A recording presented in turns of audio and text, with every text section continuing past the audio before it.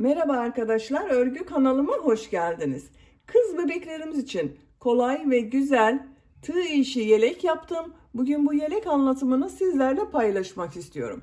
Pamuk Prenses yeleği oldu, bakın çok güzel arkadaşlar.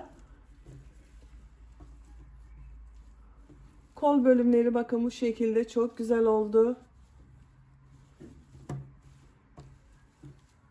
Modelde hem kolay hem de çok güzel. Yelek örgüsüne yakadan zincir yaparak başlıyoruz. Ben bugün yelek anlatımını 3 aylık bebek için yapıyorum. Siz bu yeleği yeni doğan bebek için de kullanabilirsiniz arkadaşlar. Bebeğiniz kilolu bir bebek olursa 1. ayından itibaren çok rahat kullanır. Daha küçük yapmak istiyorsanız zincir sayısını benimle aynı sayıda başlayabilirsiniz. Burada yaptığım arttırma sırasını bir sıra eksik yaparsanız daha küçük ölçüde olur.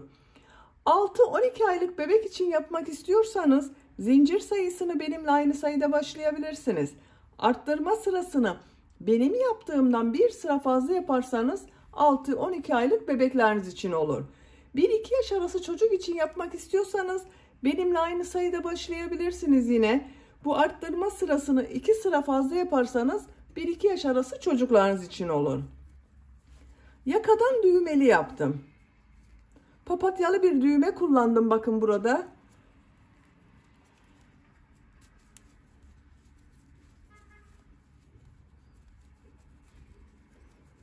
Yaka bölümünün buraya 3 düğme iliği yaptım. Karşısına düğmelerini diktim.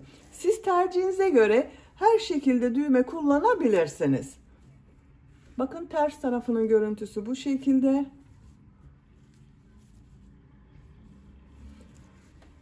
Buna takım yapmak isterseniz yine bakın burada papatyalı düğme kullandığım için papatyalı bir şapka yaptım. Çok güzel bir şapka modeli arkadaşlar. Bununla kombinlemek istedim. Siz de bu şapkadan yapabilirsiniz veya yelek ile aynı model yaptığım bu şekilde çok güzel bebek şapkası var. Her iki şapka ölçüsü de 3 aylık bebek için yaptım arkadaşlar. Her iki şapkanın da anlatımını yaptım. YouTube kanalıma yükledim. Bu şapkaların olduğu YouTube linklerini izlediğiniz bu videonun açıklama bölümüne ekliyorum. Siz o linkler üzerine tıklarsanız bunun gibi güzel şapkalar yaparak ikili kombini oluşturabilirsiniz. Biz bugün bu yelek örgüsünü yapacağız.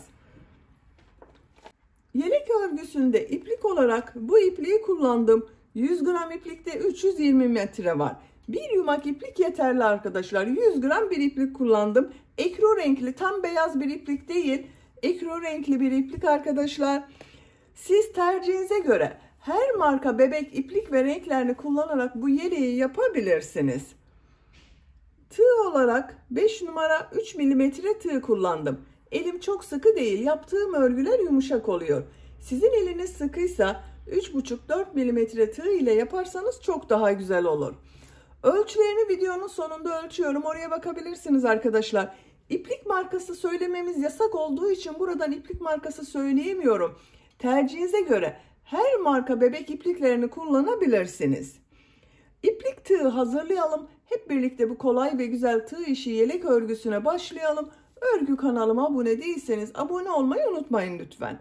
Hepinize kolay gelsin. İyi çalışmalar. Yakadan zincir yaparak başlıyoruz. İlk ilmeği ben bu şekilde yapıyorum. Size nasıl kolay geliyorsa o şekilde yapabilirsiniz. Zincirleri yapmaya başlıyorum. Çok sıkı zincirler yapmıyorum. 76 zincir yapalım. 76 zincir yaptım. Bakın çok sıkı zincirler yapmadım. Bu 76 zincirin kaç santimetre olduğunu ölçüyorum. 30 santimetre zincir uzunluğu var.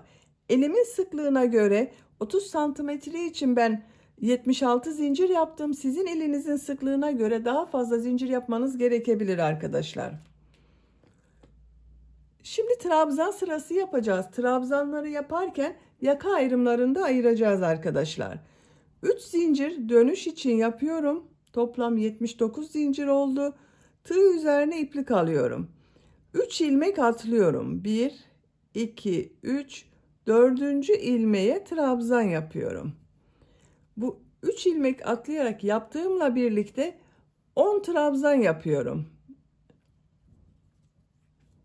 3 4 5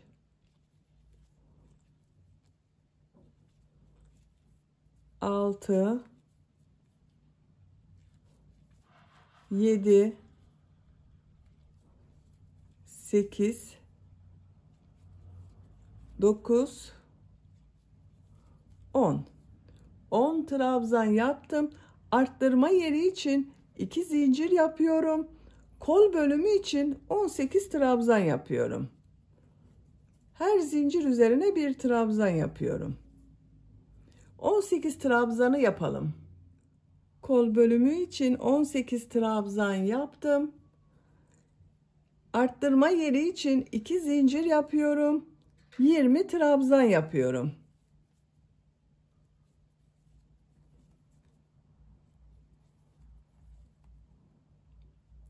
Yirmi trabzanı yapalım. 20 trabzan yaptım. 2 zincir yapıyorum. Kol bölümü için 18 trabzan yapıyorum.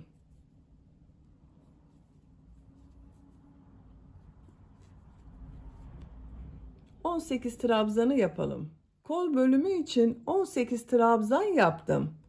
2 zincir yapıyorum. Buraya 10 trabzan yapıyorum.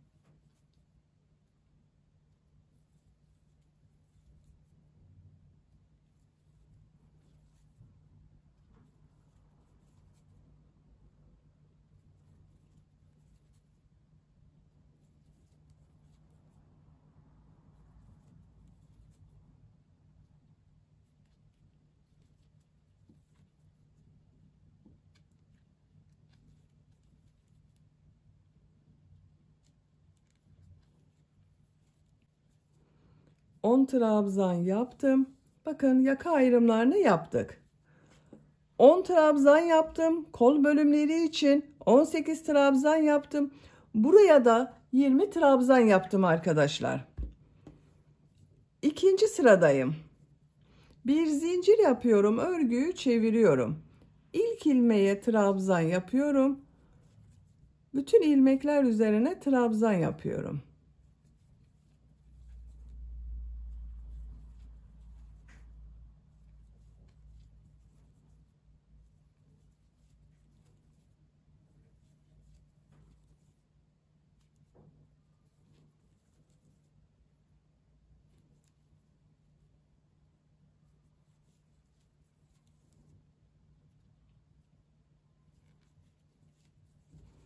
Bakın 10 trabzan yaptım.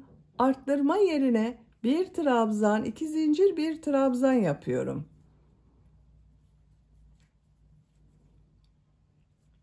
Diğer ilmeklere trabzan yapıyorum. Arttırma yerlerinde bir trabzan, 2 zincir, bir trabzan yapacağız. Bu arttırma yerine kadar devam edelim.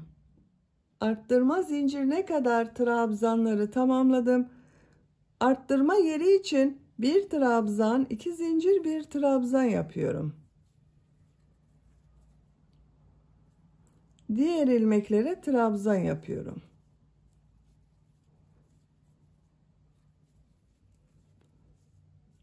Buraya kadar devam edelim. Buraya kadar trabzanlar yaptım. Arttırma zinciri üzerine bir trabzan, 2 zincir, bir trabzan yapıyorum. Diğer ilmeklere trabzan yapıyorum.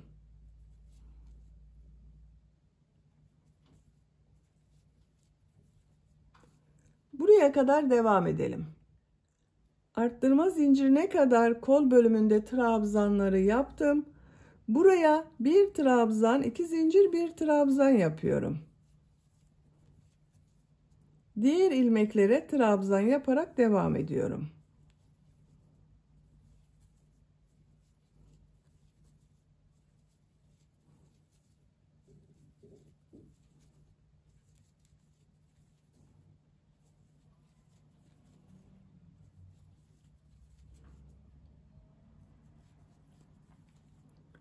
Son trabzanı bakın bir alt sırada 3 ilmek atlayarak yaptığım bir trabzan var.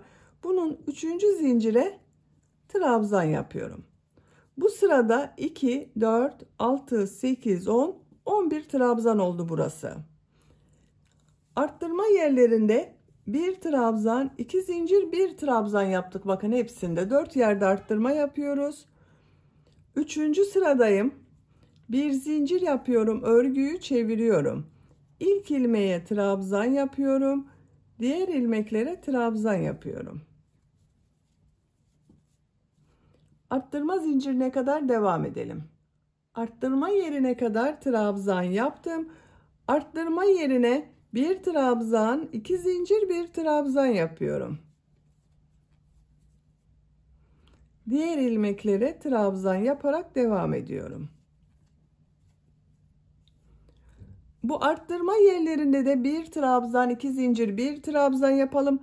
Diğer ilmeklere bir trabzan yapalım. Sıra sonuna kadar devam edelim. Sıra sonuna kadar tamamladım. Bakın bütün arttırma yerlerinde bir trabzan, 2 zincir, bir trabzan şeklinde arttırmalar yaptım. Roba örgüsü bu şekilde devam edecek arkadaşlar. Bakın görüntüsü bu şekilde. Yapacak olduğunuz çocuğun büyüklüğüne göre bu 4 yerden arttırmalar yaparak robanın örgüsünü tamamlayalım. Roba örgüsünü 4 yerden düzenli arttırmalar yaparak 9 sıra yaptım. 1, 2, 3, 4, 5, 6, 7, 8, 9. Santimetre olarak ölçüyorum. 9 santimetre yükseklik var. Siz biraz büyük yapmak istiyorsanız 1 veya 2 sıra daha arttırmalar yaparak roba örgüsüne devam edebilirsiniz. Ben arttırmayı burada bitiriyorum. Bakın görüntüsü bu şekilde oldu. 10. sırada kol ve gövde bölümlerini birbirinden ayırıyorum. 10. sıradayım. Bir zincir yapıyorum, örgüyü çeviriyorum, trabzan yapıyorum.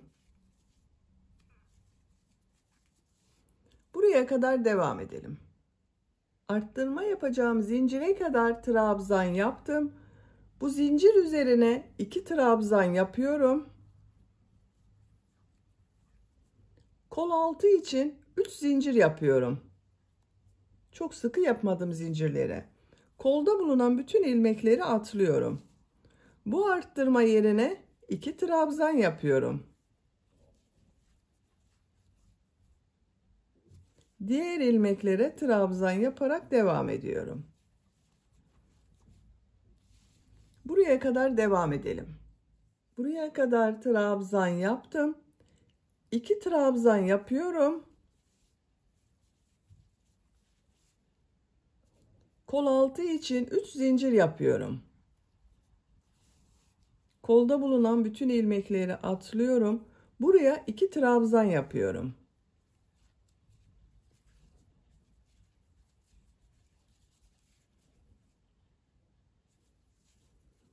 Diğer ilmeklere trabzan yaparak devam ediyorum. Sıra sonuna kadar devam edelim. Sıra sonuna kadar tamamladım. Bu sırada bakın kol altında 3 zincir ile ön ve arka bölümleri birleştirdik. Kol bölümünü gövde bölümünden ayırdım.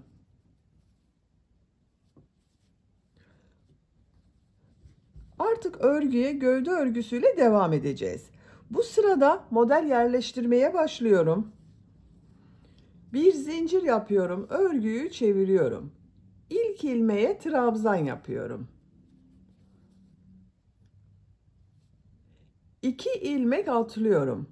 Bu ilmeğe 3 trabzan, 2 zincir, 3 trabzan yapıyorum.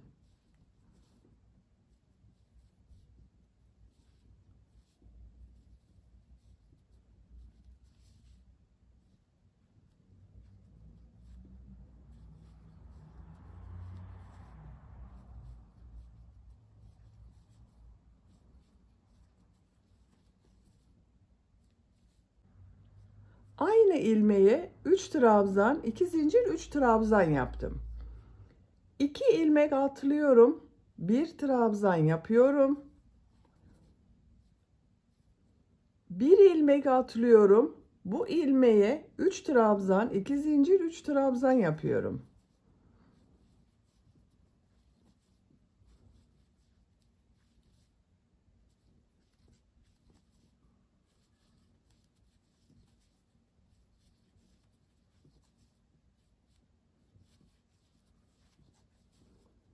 İki ilmek atlıyorum. Bir trabzan yapıyorum.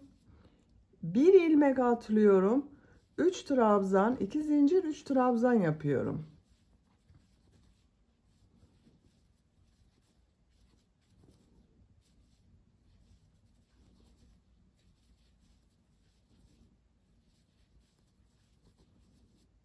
İki ilmek atlıyorum. Bir trabzan yapıyorum.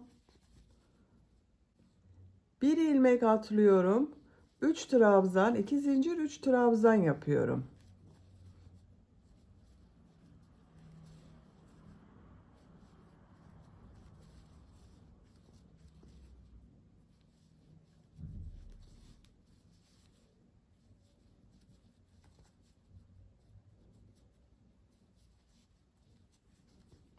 Üç trabzan, 2 zincir, 3 trabzan yaptım. Bakın ön bölüme 1, 2, 3, 4 model yerleştirdim.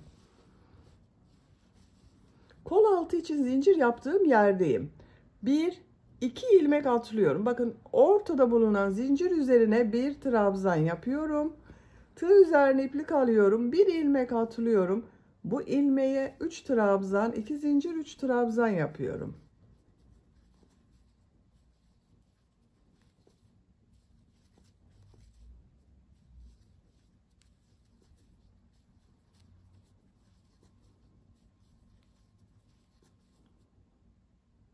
İki ilmek atlıyorum, trabzan yapıyorum.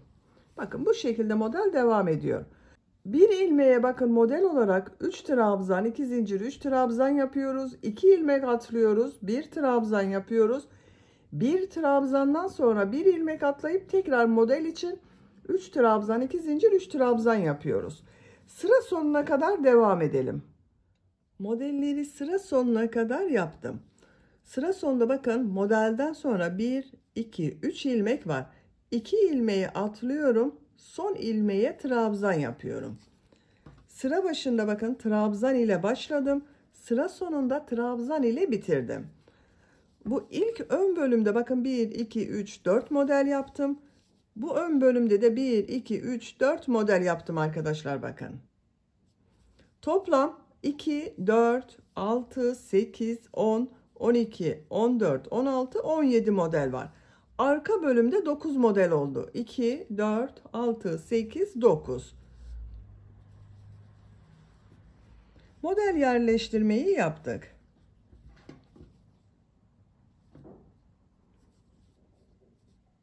Bu 17 model ile örgüye devam ediyorum. Bir zincir yapıyorum, örgüyü çeviriyorum. İlk ilmeğe trabzan yapıyorum. Model ortasında bulunan bu iki zincir üzerine 3 trabzan, 2 zincir, 3 trabzan yapıyorum.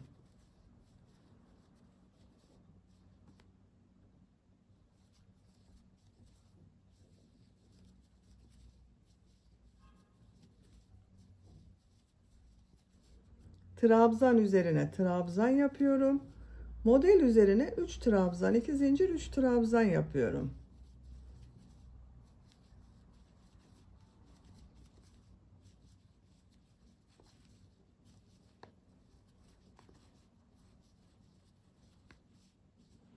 Sıra sonuna kadar devam edelim. Sıra sonuna kadar tamamladım. Son model üzerine 3 trabzan, 2 zincir, 3 trabzan yaptım. Son trabzan üzerine de bir trabzan yapıyorum. Bir zincir yapıyorum. Örgüyü çeviriyorum. İlk ilmeğe bakın trabzan üzerine trabzan yapıyorum. Model üzerine 3 trabzan, 2 zincir, 3 trabzan yapıyorum.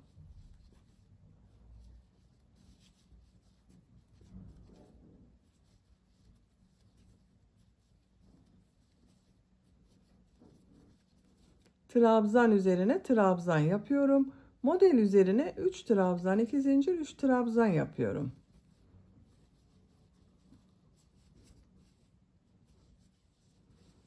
Bakın kol altının görüntüsü bu şekilde oldu.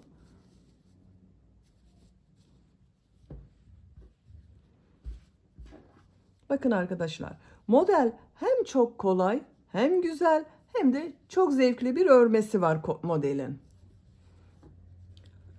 Gövde örgüsünü bu model sırasını tekrarlayarak devam edelim. Model sırasını 13 sıra yaptım. 1, 2, 3, 4, 5, 6, 7, 8, 9, 10, 11, 12, 13. Santimetre olarak ölçüyorum. 17 santimetre yükseklik var. Ben bugün 3 aylık bebek için yapıyorum arkadaşlar. 13 sıra yaptım. Siz daha büyük çocuk için yapıyorsanız veya tercihinize göre uzun olsun istiyorsanız 1-2 sıra devam edebilirsiniz. Veya 1 sıra 2 sıra eksik yapabilirsiniz. İpliği bakın burada bekletiyorum. En son ilmeğe trabzan yaptım. Şimdi ön patları yapacağız. Bu ilmeğe bir sık iğne, 2 zincir, bir sık iğne yapıyorum. Bir ilmek atlıyorum. Bir sık iğne, 2 zincir, bir sık iğne yapıyorum. Bir ilmek atlıyorum. Bir sık iğne, 2 zincir, bir sık iğne yapıyorum. Bu model başladığımız sıraya kadar devam edelim. Buraya kadar pıtırcık model tamamladım. Yaka bölümünün buraya 3 düğme iliği yapıyorum arkadaşlar. Yerlerine işaret yapıyorum. Bakın ilk düğme iliğini yaka başlangıcının buraya, diğer düğme iliğini bu son trabzan sırasının olduğu yere yapıyorum. Üçüncü düğmeyi de ikisinin ortası. Bakın şu şekilde katladım. 2 düğme ile işaret yaptığım yerin ortası bakın. Bu ilmeğe düğme iliği için bir sık iğne yapıyorum. Düğme iliği yapmak için 8 zincir yapıyorum. Aynı ilmeğe sık iğne yapıyorum. Bu zincir sayısı kullanacağınız düğmenin büyüklüğüne göre değişir arkadaşlar. Ben bakın bugün bu şekilde bir düğme kullanıyorum. Bunun geçeceği kadar, şu şekilde geçeceği kadar zincir yaptım. Siz bunu 7 zincir yapabilirsiniz, 9 zincir yapabilirsiniz. Bir ilmeği atlıyorum. Bu ilmeğe bir sık iğne, 2 zincir, bir sık iğne yapıyorum. Bir ilmek atlıyorum. Bir sık iğne, 2 zincir, bir sık iğne yapıyorum. Bir ilmek atlıyorum. Bir sık iğne, 2 zincir, bir sık iğne yapıyorum. 3 pıtırcık model yaptım. Bakın bu ilmeği atlıyorum. Buraya düğme iliği yapmak için bir sık iğne yapıyorum. 8 zincir yapıyorum. Aynı ilmeğe sık iğne yapıyorum. Bir ilmek atlıyorum. Bir sık iğne, 2 zincir, bir sık iğne yapıyorum. Bir ilmek atlıyorum. Bir sık iğne, 2 zincir, bir sık iğne yapıyorum. Bakın bu iki düğme iliği arasına 3 pıtırcık model yaptım. Bu iki düğme iliği arasına da 3 pıtırcık model yapmam gerekiyor. Bir ilmek atlıyorum. Bir sık iğne, 2 zincir, bir sık iğne yapıyorum. Bir ilmeğe atlıyorum. Bu ilmeğe bir sık iğne yapıyorum. Bakın 3 pıtırcık model yaptım. Düğme iliği için 8 zincir yapıyorum. Aynı ilmeğe sık iğne yapıyorum. Bakın 3 düğme iliğinin yerini belirledim. Sık iğne yapıyorum. Yaka çevresinde sık iğne yaparak devam ediyorum. İlk ilmeğe bakın sık iğne yaptım. Diğer ilmeklere sık iğne yapıyorum.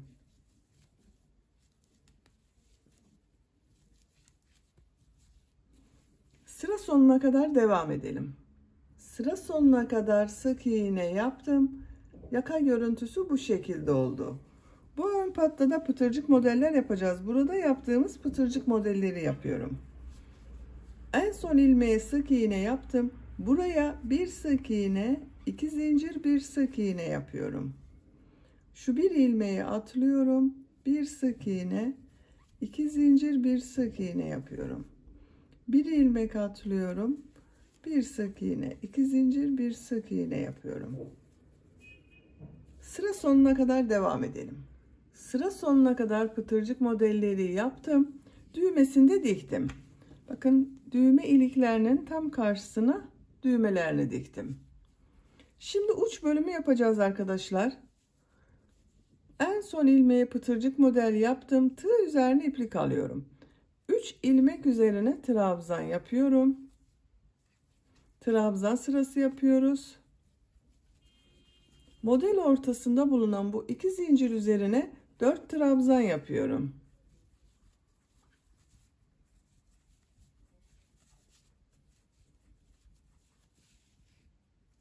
Dört trabzan yaptım. 3 ilmeğe trabzan yapıyorum.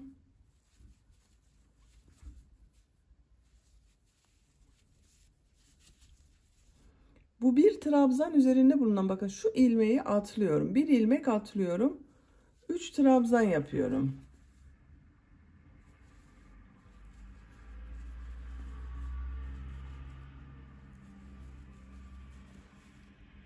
İki zincir üzerine 4 trabzan yapıyorum.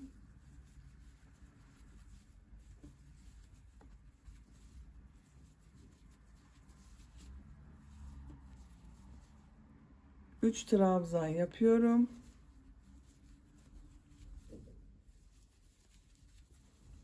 Bir ilmek atlıyorum. 3 trabzan yapıyorum.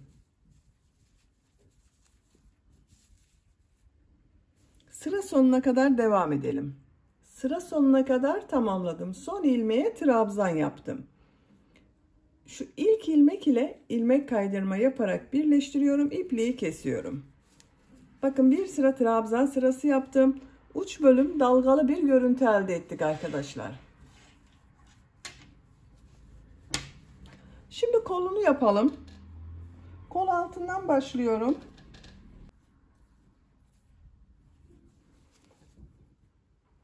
Kol altında ortadaki ilmeğe ipliği bağlıyorum. Buradan ilmek yapıyorum. Trabzan sırası yapacağız arkadaşlar modelden önce. Bakın, bu trabzan sırasının devamı olacağı için örgünün ters tarafından devam ediyorum. Arttırma yerine bir trabzan yapıyorum. Diğer ilmeklere trabzan yaparak devam ediyorum. Sıra sonuna kadar devam edelim. Trabzan sırası yaparak sıra sonuna kadar tamamladım. Kol bölümü için bu arttırma yerine bir trabzan yapıyorum. Kol altında yaptığım, bakın, bu ilmek ile ilmek kaydırma yaparak birleştiriyorum. Bakın, trabzan sırası buranın devamı oldu. Şimdi model yerleştireceğiz. Burada yaptığımız modelleri yapacağız. 3 zincir yapıyorum. Örgünün düz tarafından devam ediyorum. 2 ilmek atlıyorum. Bu ilmeğe 3 trabzan, 2 zincir, 3 trabzan yapıyorum.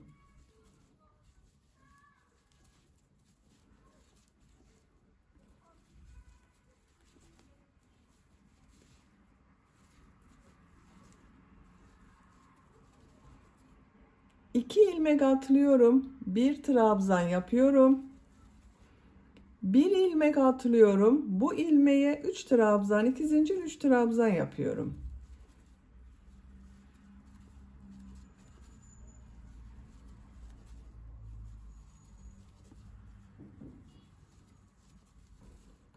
İki ilmek atlıyorum. Bir trabzan yapıyorum.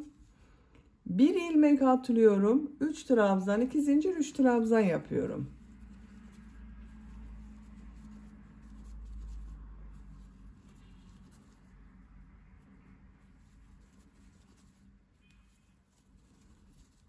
İki ilmek atlıyorum, trabzan yapıyorum. Modelden sonra 2 ilmek atlayıp trabzan yapıyorum. Trabzandan sonra 1 ilmek atlayıp model yapıyorum arkadaşlar. Sıra sonuna kadar devam edelim. Sıra sonuna kadar tamamladım. Son modeli ilk model ile ilmek kaydırma yaparak birleştiriyorum. Bakın 2 ilmeği atlıyorum. 3. zincir ile ilmek kaydırma yaparak birleştiriyorum. Bir sıraya 2, 4, 6, 7 model yaptım kol bölümü için. Siz daha büyük çocuk için yapıyorsanız bunu 8 model yapabilirsiniz arkadaşlar. 2 yaş çocuk için yapıyorsanız 9 model yeterli olacaktır. 3 zincir yapıyorum. Buraya 3 trabzan, 2 zincir, 3 trabzan yapıyorum.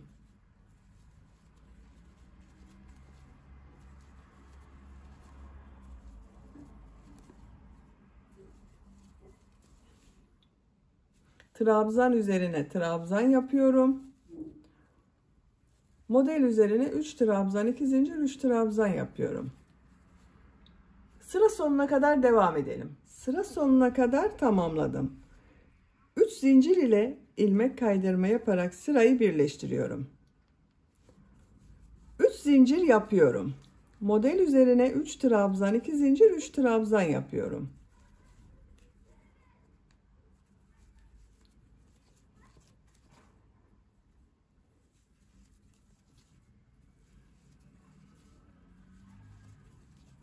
Trabzan üzerine trabzan yapıyorum. Sıra sonuna kadar devam edelim. Sıra sonuna kadar tamamladım. Son modeli 3 zincir ile ilmek kaydırma yaparak birleştiriyorum. 1, 2, 3 sıra model sırası yaptım. Şimdi son sırayı yapacağız arkadaşlar. Bakın diğer kol örgüsünü de ben tamamladım. 3 sıra model yaptım. Son sırada bu şekilde trabzan sırası yaptım. Bu kolda da aynı yapacağız.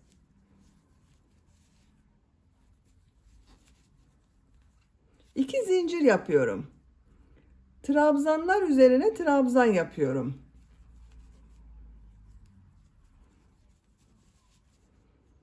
Bu iki zincir üzerine 4 trabzan yapıyorum.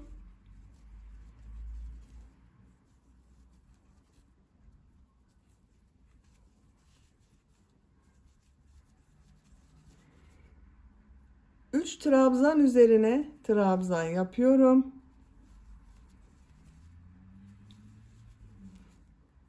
Burada yaptığımız gibi yapıyoruz arkadaşlar. Bakın bu bir trabzan olan ilmeği atlıyorum. 3 trabzan yapıyorum.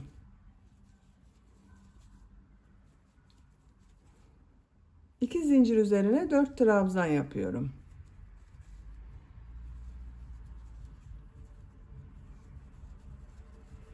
Trabzan yapıyorum. Bakın bu şekilde. Sıra sonuna kadar devam edelim. Sıra sonuna kadar tamamladım. Son ilmeği ilk ilmek ile ilmek kaydırma yaparak birleştiriyorum. İpliği kesiyorum.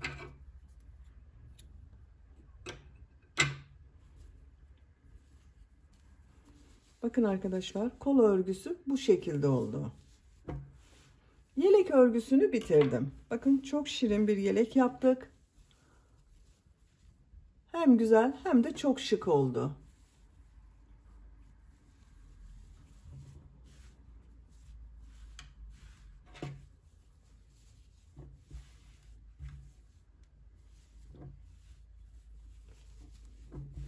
Düğmelerini de takıyorum.